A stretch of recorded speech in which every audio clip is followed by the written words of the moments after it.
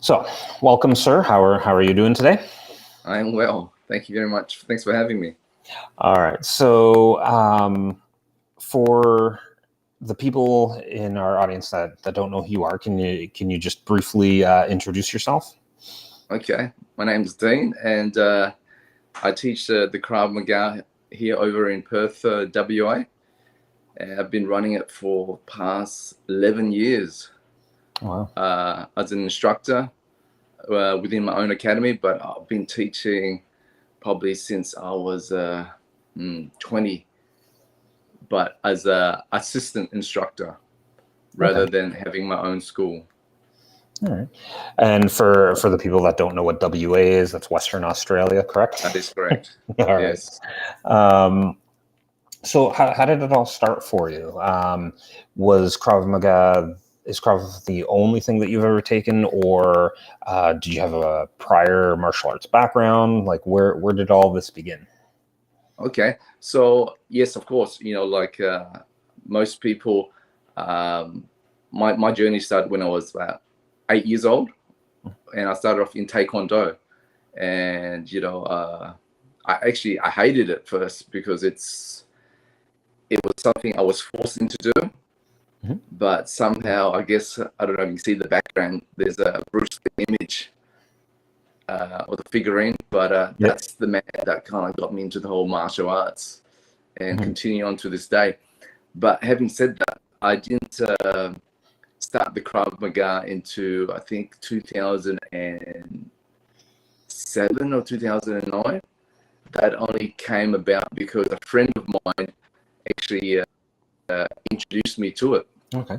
And from there on, I incorporated as part of my training, which was part of mixed martial arts and a bit of boxing, a bit of grappling, until I stumbled upon the Krav Maga. So that's what, got me to teach it. And who did you like? What is the lineage, or who did you learn from? Okay, or which organization? So my instructor is a guy named Itai Gill. Okay. I'm not sure if you've heard of him, but he is the director of he's the major now. I think he got what's the word? He got his title as a major, I think, recently, as the what would you say? The Israeli Defense Force over in Israel. What I say?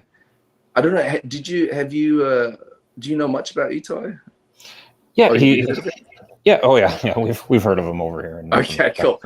I mean, it's very hard. There's so much that I've actually written on him and his qualifications on my website, so it wouldn't justify me blurting out what he's done and what his qualifications are. But that's who I trained under.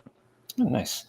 And what was it about Krav Maga that caused you to switch over? Like, why did you continue with Krav? Okay, the reason why I chose it because it's realism and it's brutality behind it, and it's no nonsense when it came to dealing with the techniques. Because when I used to do the martial arts throughout my life, a lot of it there was designed for show and forms and stuff that looked good but didn't feel effective enough. You know what I mean? So that's what I believe that's what drove me to continue to do, because there was so much realism behind the strikes, rather than just doing it for, say, for instance, scoring points or for impressing people because it looked flashy or whatever. This was very simple, straightforward, no nonsense, type of techniques. Okay. And so with the Taekwondo, right? Yeah. Obviously, it's very, very sport based. Were there elements of the Taekwondo that helped you with your Krav, or or was it, or do you see it as two completely separate worlds? No, definitely. It definitely helped transition, because a lot of stuff like the kicking element, like the push kicks, the side kicks, it's still elements in those striking techniques that I can transition to the Krav Maga, because it relies on, movement and power and technique as well. So, it definitely came into play. Yeah, perfect. Yeah. And so you said you assisted for someone for many years, and then you eventually opened up your own academy. Is that correct? That is correct. Okay. And when did you open up your own academy? In 2011. That's how I remember it. Okay. All right. Yeah. And so what is your because like with Krav Maga, like there's so many different areas that we can kind of focus on, right? And I believe that Itai focuses on more of the military style of Krav Maga.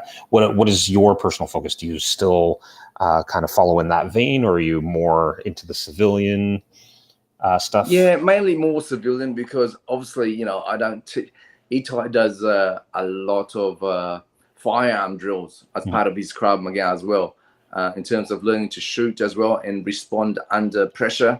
Whereas, of course, me, I don't have that facility or qualification to teach people to use firearms. That's something that they have to go elsewhere and learn the firearms. But I have done that training with him when I traveled to Israel. So he does it with more, what would I say,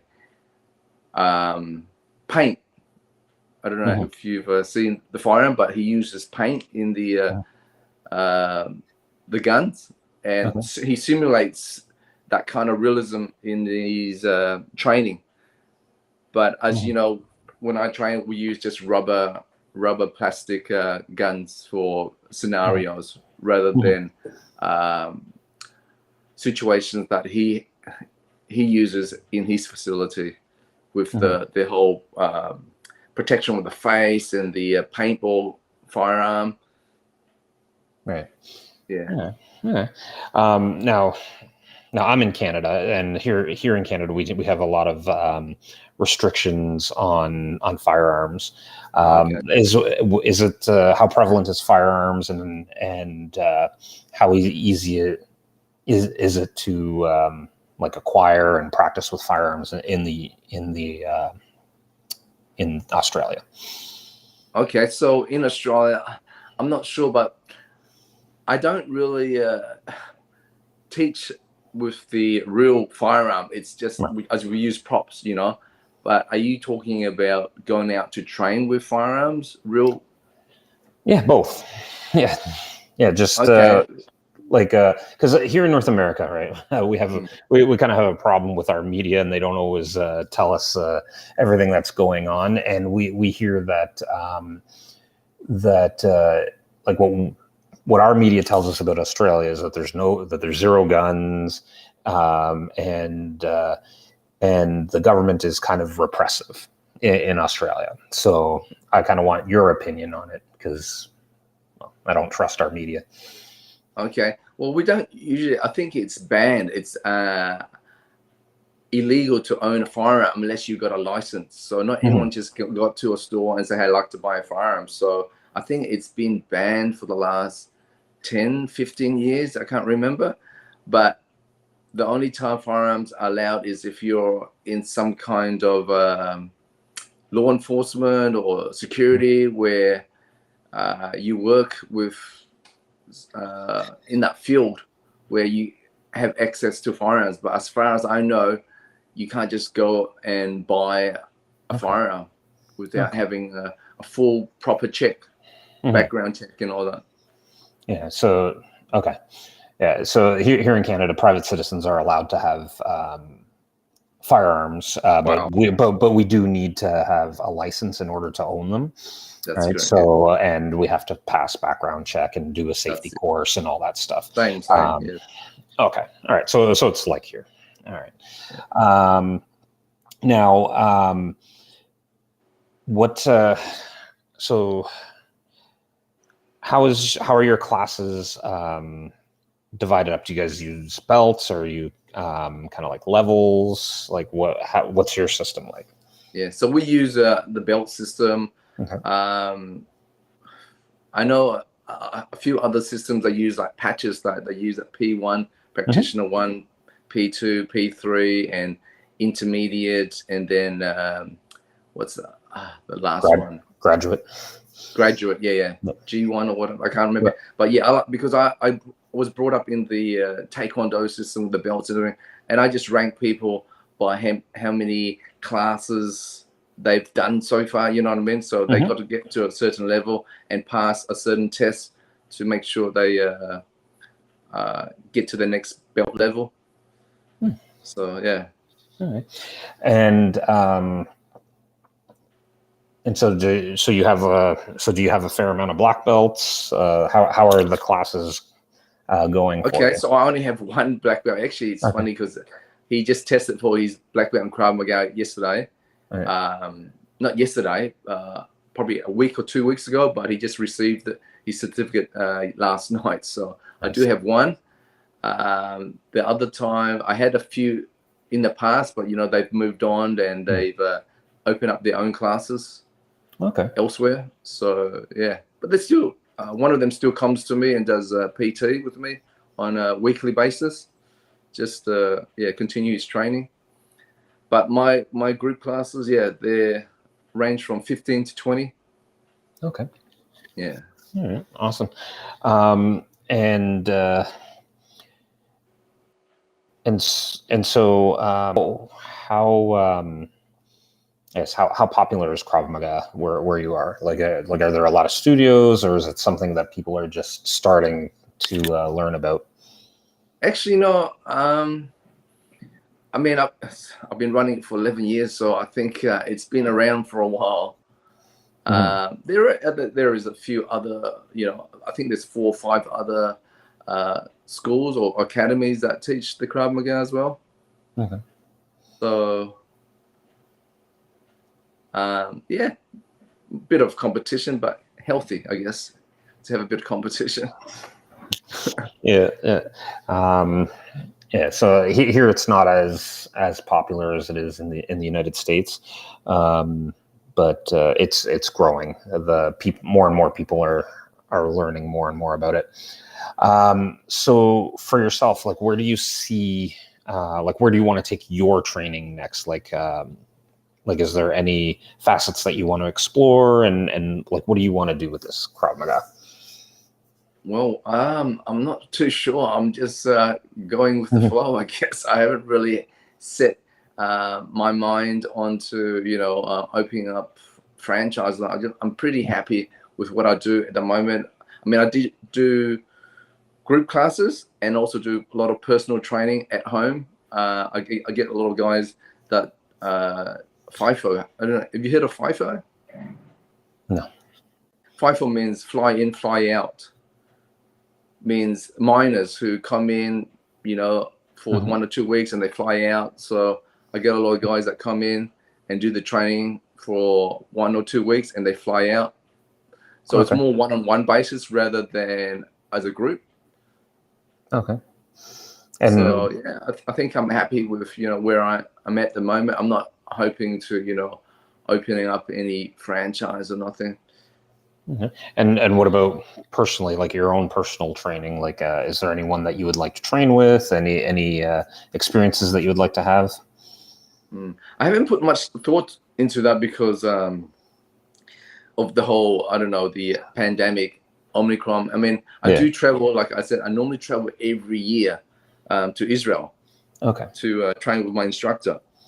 But because of the whole border thing where you're not allowed to travel, and the whole what's it called, where you have to not isolate, you get put in a hotel for 2 weeks. You have to, what's that word? Quarantine. Quarantine for 2 weeks. And to get quarantined 2 weeks going to Israel and then quarantine 2 weeks to come back, it's like a 6 week trip. Oh, okay. So you guys still have the quarantine protocols then? I think so. I mean, I think it's just been lifted off lately, but for the last couple of years, traveling was kind of like out of the horizon. So I've just been focused on just, teaching here locally in WA, Western Australia. Haven't really had any plans to, travel and, go out and teach. Just staying locally pretty much for the time being. Nice. So what is? Oh, let's see. I don't know how to word this. Okay, so what do you teach? The like, let's say a beginner comes in to your class, or one of these fly in, fly out people. They come up to you and they're like, okay, I want to start learning Krav, and you've got a limited time with them. What do you focus on? Like, because that's actually kind of interesting, because they come in for a short amount of time. So obviously it's not the same as like what a regular class would be, yes, where you have more time to develop skills. How do you deal with these short-term people? Okay, so basically, those guys that do come, I go through a lot of arm conditioning, forearm conditioning, and a lot of you probably heard of it, 360-degree drills, where you attack at a 45-degree to the neck and below as well. So getting the conditioning and the timing and the reflexes all in check before we get into the knife defense, the firearm defense, baton defense. So I go through, make sure that their hand and their reflexes are in top condition before we go through to doing all this knife disarms and gun disarms. And what sort of drills do you do for the toughening and the timing? Oh yeah, just they partner up. They partner up with either me usually, or in the group class they partner with someone else. But it's just arm drills where you stab, just conditioning the radial bone, the ulnar, just to be able to take a hit and not be in shock. Okay, all right. Yeah. So for the short-term people, it seems more like you're teaching them about the aggression aspect of Krav, where it's you'll just be really aggressive and overwhelm the opponent. Is that that's it? Am I correct? And it teaches them how to respond to close quarter confrontations. I always start off with getting my guys to be submissive with hands up, and not to have the hands behind the back when they're confronted by, say, assailants in front of them, or an attacker. Always have your hands in front, open, not clenched fists, because usually with most systems, they always suggest that if someone's about to attack you, first thing to do is immediately clench a fist, which to me, as you know, that is to welcome a fight. You want to try and de-escalate the fight if you possibly can by having your palms open, showing that you're not carrying no weapon. But like I said, we only use a lot of the techniques as a last resort. I always try to emphasize, don't use the Krav Maga, only use it as a last resort, not to try and, entice the fight from your attacker. So you focus a lot, do you focus a lot on de-escalation techniques? That's it. Verbal de-escalation first and foremost. And if, the attacker doesn't, how's it called? If they don't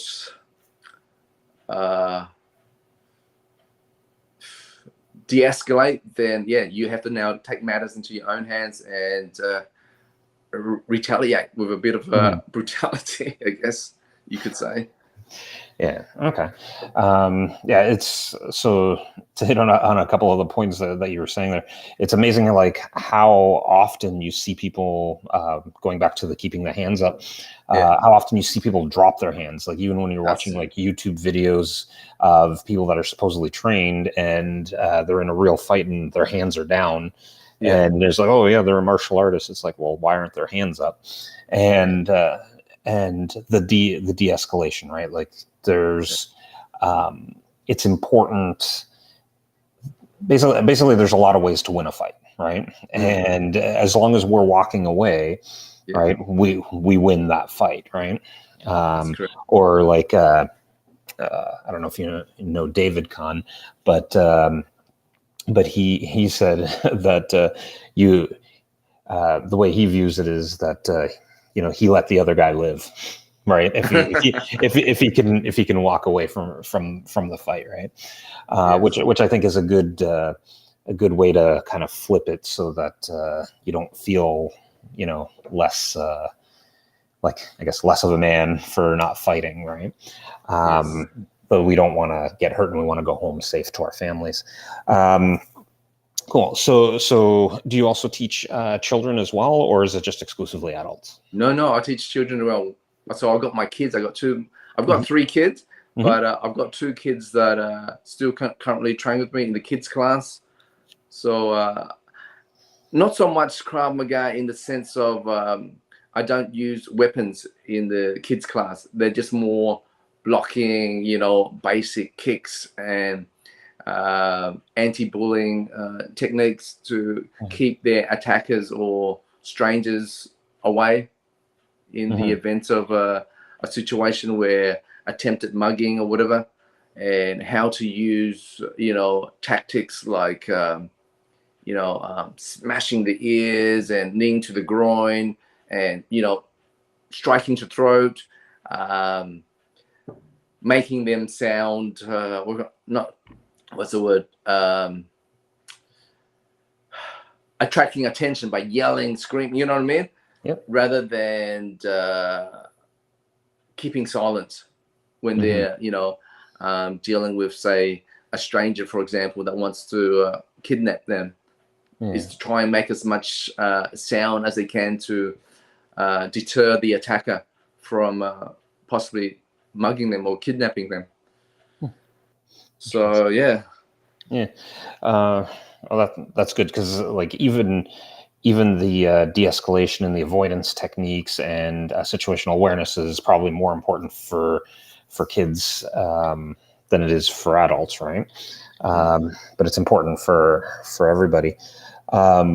Because most kids aren't able, say they're 8, 9, 10, 11, 12 years, they're not able to fight a fully grown adult. You know what I mean? So sometimes they've just got to do really dirty techniques, like I said, knee in the groin or punch them in the groin and get to safety or run away as fast as you can. They're not in the business to be able to take on an 80 kilo, 90 kilo male that wants to kidnap them. Yeah. So they've got to, respond effectively by doing dirty tactics, such as even eye gouging or, biting, whatever. Yeah, exactly. That's the only way to win. It's not right? A sport. Yeah. Because like in sport, there's weight divisions for a reason, but in real life, there's no weight division, so you have to use whatever tactics are available. I mean, the rules in, like, say, a karate or a taekwondo tournament is you're not allowed to kick to the groin. I encourage the kids, if you see a stranger attempting to abduct you, first thing, knee in the groin, or kick them in the groin. That's hopefully stuns or freezes the attacker and buys you that good 5-6 seconds head start to run off. Don't stand around and try and score a takedown or a punch to the chest. You know what I mean? You've got to hit the most vulnerable point, which is to the groin, usually for an adult. So, yeah, exactly. Like the longer you're in a fight, the better chance there is you're going to lose it, right? That's it. Especially when you're going up against an adult that outweighs you by 2 times. Yeah. You're a 40, 45 kilo child or 50. I mean, how are you going to go up against a guy who's 90 or 80 kilos. Yeah. You've got to just apply techniques and strikes to vulnerable points, which as a fully grown, you cannot train for. Like, you can't condition the groin. No. You can try. I've seen those, I don't know. There's been guys some the Shaolin monks try there's been some keep it videos strong. online. Right? There's some online videos of people taking some good shots there, and I'm like, but those guys, before they do that, they take in some kind of meditation, before they allow themselves to be hit in the groin. But if you're not prepared for it, it's gonna hurt. Yeah, I think most of us don't have that many years to train for that one particular strike. So, a question that I like to ask that I find interesting, because people are not divided on it, but have differing opinions on this, and I often ask, like, situations in different parts of the world are different, right? Like, some countries like South Africa are like way more violent than here in Canada, right? Yeah. And so I often wonder whether that affects what you teach and how you teach it, right? So if you live in a very violent area, obviously you want to get the person up to speed as quickly as possible, and teach them like all the worst techniques, I guess, worst for the bad guys, best for us, techniques of Krav Maga, right? Whereas a place that's more peaceful, where it doesn't see as much violence, those people have more time, and they're doing it more for conditioning, and because it's something fun to do, rather than if I don't learn this, my life could be in danger. What are your thoughts on Krav being taught differently in different areas? Like, is that something we should do, or should we be teaching Krav, uniformly across the globe? It's very hard to say, because, like I said, I don't want to, sound like, I should give people schools advice, because then, you get some backlash, because everyone has their own opinion on how they want to teach. I mean, I teach it my way, which is to make sure it's practical, that it's gonna work under pressure, rather than how did you say earlier? It was just for conditioning and cardio, was it? Yeah. A lot of times, especially here in North America, right? Like people that live in more affluent neighborhoods, right? They're not going to see the type of violence that you would see in Israel. Israel or Johannesburg or places in Brazil and South America. Like, they're not going to see that violence, right? Yes, that's correct. So they don't have, they've never seen it, so they don't have that in the back of their head. It's not part of their reality. So how they train is a little bit, or their focus in training is different than people that come from areas like that. You always know the people that come from more violent backgrounds, right? Yes. Right. Yeah. So it's something that I always wonder, because because I've talked to people from all over the world, and there is a very subtle shift in the mentality, right? So people that live in safer areas like Australia, Canada, most parts of the US, Europe, right? They have a slightly different focus than people from violent countries, or countries where they're constantly looking over their back, which is where Krav Maga was born, right? But yeah, no, it's interesting. I think we should learn it all, but wanted your opinion on that. Yeah. Well, like I said, I don't really want to go into the politics, because then I'll get crucified for saying this is my opinion on everyone should do this. Like I said, it's really depending on, like you said, the country where they're training. So if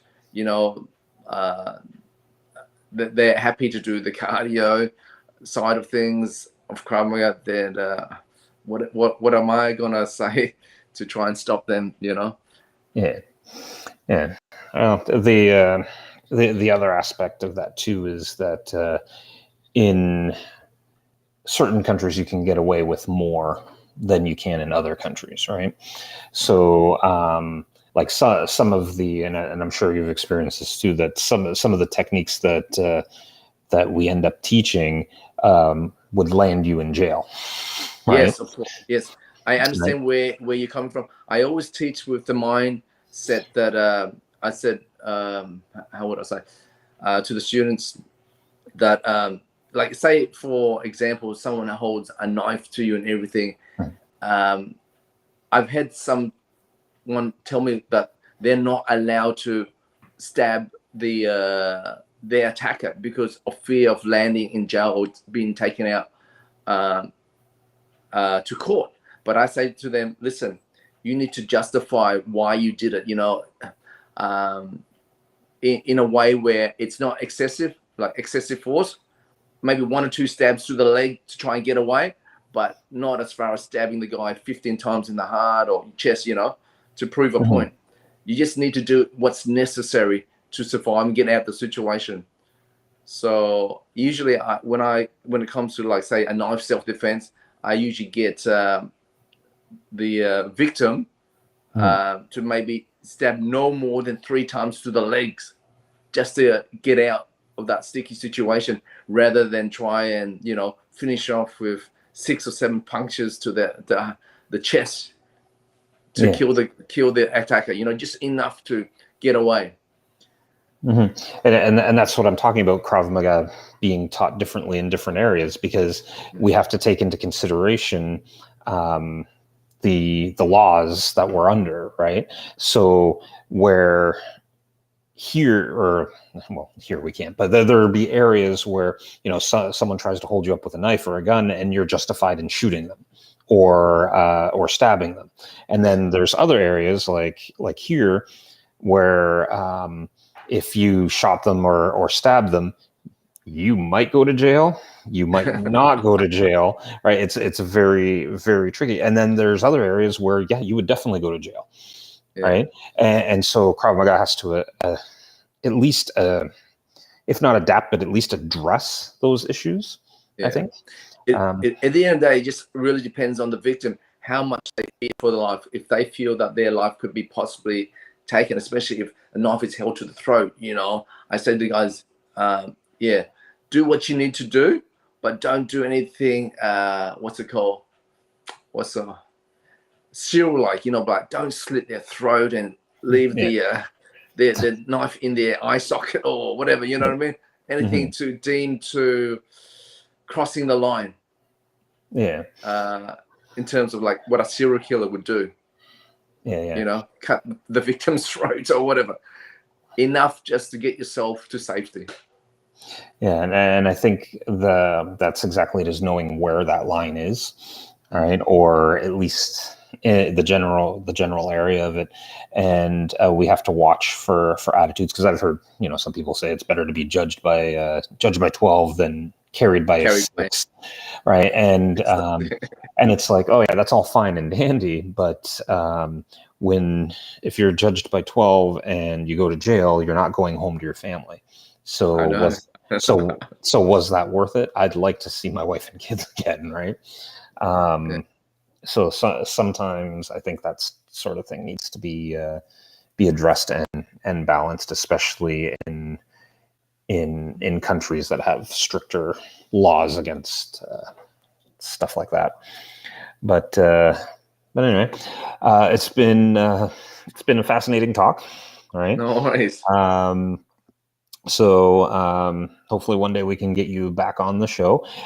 If people are in your area of the world, or if they want to, get together and train with you, what's the best way for them to get in contact with you? Okay, the best way to contact is go to my website. My website is www.defensivekombatkravmaga.com.